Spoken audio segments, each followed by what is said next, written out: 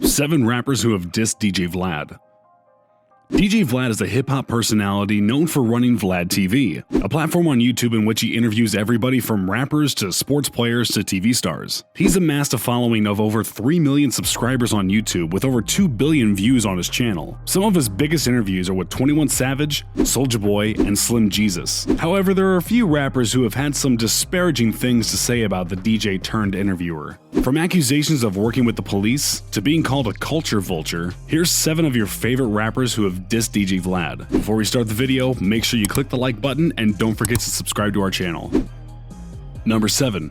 Crooked I. Starting at the number 7 spot, we got Crooked I. Crooked I has been rapping since the late 90s and has released a plethora of projects in that time. But he's perhaps most well known for being closely associated with Eminem and making up for 1/4 of Shady Records' signed hip-hop group Slaughterhouse. The problem between these two all started in 2009 when Vlad uploaded footage of Crooked I being shot at and refused to take it down. Before then, they had a good relationship and Vlad had actually interviewed him before, but following the video's release, Crooked made comments that Vlad had set hip-hop back 100 years. Vlad soon after did an interview in which he explained himself, saying that the footage was, quote, already on the internet, and that his business isn't run on pleasing rappers. Rather, his goal is to entertain his viewers. This beef actually ends on a positive note though, as Vlad and Crooked have repaired their relationship and done several interviews since.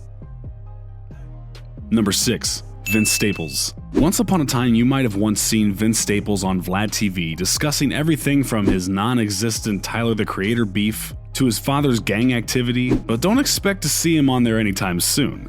In response to a fan asking him to go on VladTV for another interview, the Long Beach rapper commented on Vlad's tendency to focus on the negative and only ask incriminating questions. Quote, "I'm not trying to sit down and talk about gangbanging for 30 minutes, he said in one tweet. This prompted Vlad to invite Vince onto the show, to which Vince responded, "Nah, we're sticking with credible journalists." Clearly offended, Vlad proclaimed that he's the only credible investigative journalist in hip-hop because, quote, "No other hip-hop outlet has the courage to ask the hard questions we do." I don't know if I buy it. What do you guys think? Is Vlad the only credible investigative journalist in hip-hop? Number 5. Lil B and Young Thug. Lil B is another rapper who originally has done interviews with Vlad, but decided to come out and diss him for whatever reason. In 2016, the Bay Area rapper came out and tweeted that any rappers doing interviews with DJ Vlad are looking real burnt and messing with a rat and snitch. It's unclear what exactly prompted him to tweet this, but it's worth noting that just a month prior, Vlad released a video in which Lord Jamar said that, quote, "Lil B's music is worse than Soulja Boy's music." Young Thug soon after retweeted Lil B's tweet, which was followed by the bass god certifying Thug's legend status in the hip-hop world.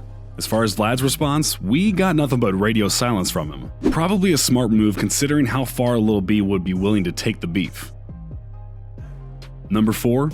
Orlando Brown. Most of us probably know Orlando Brown for his role in That's So Raven throughout the mid-2000s. But after that show ended, he faded into obscurity. That was until he started rapping and did an infamous VladTV interview back in 2016.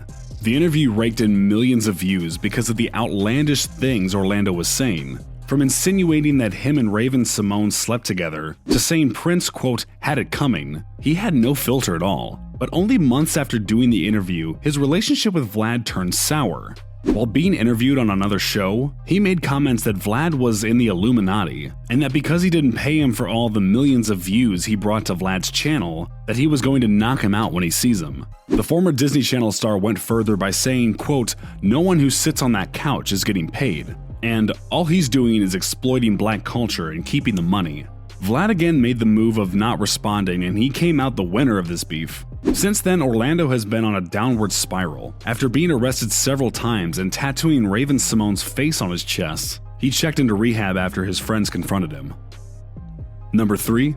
TSU Surf. New Jersey rapper TSU Surf is widely recognized as one of the best battle rappers and freestylers in hip-hop. Earlier this year, he went on VladTV to discuss various topics including getting shot, 6ix9ine snitching, and basically everything except for music. Seemingly irritated by Vlad's persistent street-related questions, Surf made the statement that Vlad had gotten, quote, "a couple people indicted." Vlad, of course, countered that by saying that his name is on no paperwork, so he hasn't gotten anyone indicted. You got a couple indicted. No, I didn't get anybody indicted. You got a couple I didn't get a single person indicted. Who did I get indicted? Who did I get indicted? I ain't about to open another indictment on who you indicted. My name is on no paperwork. Nobody got indicted. Surf responds to that by saying that Vlad baits people into incriminating themselves on his show, and that he should feel a certain level of responsibility for that, because he knows the consequences those sorts of questions can have. Vlad defended himself by saying that anyone who comes onto his show has multiple cameras pointed at them, and that it's on them to answer any question responsibly. On one hand, I see Vlad's point, because some smarter rappers have opted to simply say no comment when Vlad asks those risky questions. But on the other hand, Surf is right in saying that Vlad knows fully what he's doing. Who do you guys think is in the right here? Number 2, Joe Budden. Originally known to some as a master MC, to others as a one-hit wonder, and now widely popular for his podcast, Joe Budden's problems with Vlad go all the way back to 2009. They started when Vlad posted a video of Ransom, a rapper who Joe was beefing with at the time, confronting one of Joe's friends and slapping him in the face. Ever since then, Joe has had a bit of a vendetta against Vlad and has taken every opportunity he gets to call him out. In one incident, when the original Everyday Struggle cast was still intact, they discussed Lil B calling out Vlad, and Joe made comments about Vlad being a snitch and that he's going to beat the blank out of him when he sees him. Joe took this even further on his podcast a few years later when he said that he would put money to the side for lawyer fees just so he could smack Vlad, and you'll see why he said that momentarily. Vlad has been nasty for a long time. I'm really glad that some of the younger artists are starting to get a penchant for the shit that he's on, and they're starting to distance themselves. I'm seeing a lot less Vlad interviews. I'm seeing more interviews where people are speaking toward the interrogation bull that he uses to put a lot of young black men in compromising predicaments. This has been ongoing for a while. Well, there's something that can fix all of that too. Yeah, smacking the shit out of Vlad. It has happened, guys. It should happen twice. Well, we saw what he did when it did happen. So naturally. I was on record saying that. Which has kind of kept him protected no, because people don't want to get sued. Oh, please. I stated that I would put money to the side to smack Vlad. I have heard you say that. I state that every year. I have no problem smacking the shit out of Vlad. I think that'd be a cultural like affirmative action type of strong statement. Smack him one more time, just because you can't leave people to their own devices. We've left Vlad alone even after all that Rick Ross shenanigans scandal shit, and he's still at the forefront spewing this nastiness. Number 1. Rick Ross. This beef originates back in 2008, way before VladTV was the giant it is today.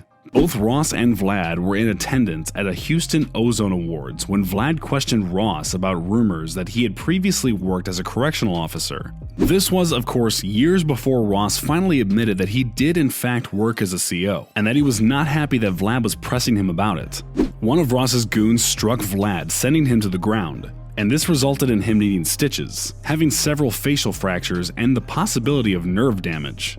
In record time, Vlad filed a $4 million lawsuit against the rapper just days after the incident took place. The lawsuit claimed that Ross attempted to stifle Vlad's journalistic reporting and freedom of expression.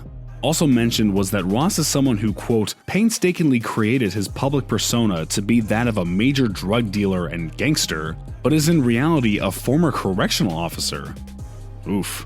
Keep in mind, back then Ross was still a new rapper coming off his second studio album, not the fast food mogul we all know him as today. A $4 million judgment was something he definitely could not have afforded. After 2 years of these two arguing in court, Ross lost the lawsuit and was ordered to pay Vlad $300,000. While that's less than a tenth of what Vlad was seeking, it still gotta hurt to have to pay someone $300,000 after a 2-year lawsuit. Just months later, Ross released his 4th studio album, Teflon Don, and on the song Tears of Joy, he addressed the incident between him and Vlad.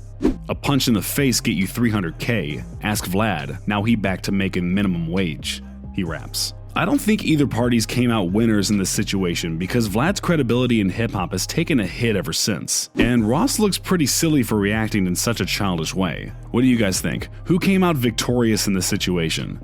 Let me know in the comment section below. And before you leave, don't forget to like the video and subscribe to the channel.